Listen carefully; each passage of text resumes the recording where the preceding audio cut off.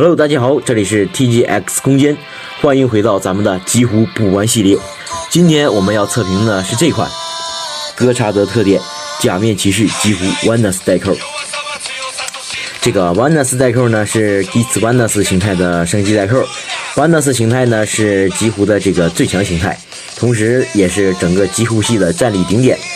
既然说到了这个 Geats Vanus， 自然呢就简单的聊一下这个极狐夏日剧场版。这个看过3遍 TV 和 V 篇的我，再看这个感觉真的是眉清目秀。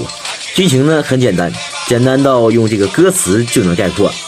在 TV 舞台剧完结之后不久，一个名叫梅拉的未来人来到极狐的世界，开启了一场名为弑神游戏的比赛。说白了就是要挑战每个世界的传说人物，也就是挑战我们的狐人。这里呢他把营收哥分成了4份，分别是励志营收、智智营收、运气营收和这个勇气营收。而且不同的营收呢都给队友带来了不一样的惊喜。紧接着梅拉通过获得前3种营收的力量，变成了这个弑神极狐。但由于没了营收，这个武神呢也被干倒了，于是众人陷入了困境。但在最关键的时刻，众人不服输的意志给了勇气营收这个 Vanus 的力量，使他变成为这个 Geats Vanus， 粉碎了未来人梅拉和梅洛毁灭世界的计划。OK， 剧情呢先白话到这儿。OK， 接下来呢看回玩具本体。说实话，这个代扣本体呢真没什么好说的，清一色的这个红色成型色，一点涂装也没有。当然了，一个特点也不能指望你戴哥给什么涂装。除了这个代扣之外呢，还有一张这个哥查德的开密卡，上面印着这个极狐的主角团。这个卡说实话挺好看的。接下来呢听一下音效。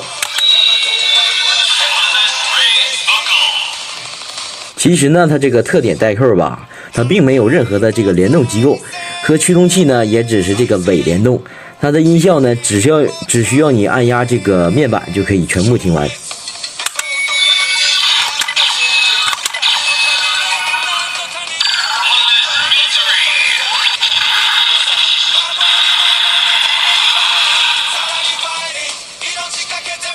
没错，就像这样。虽然呢是伪联动，但咱们还得是拿驱动器联动一下。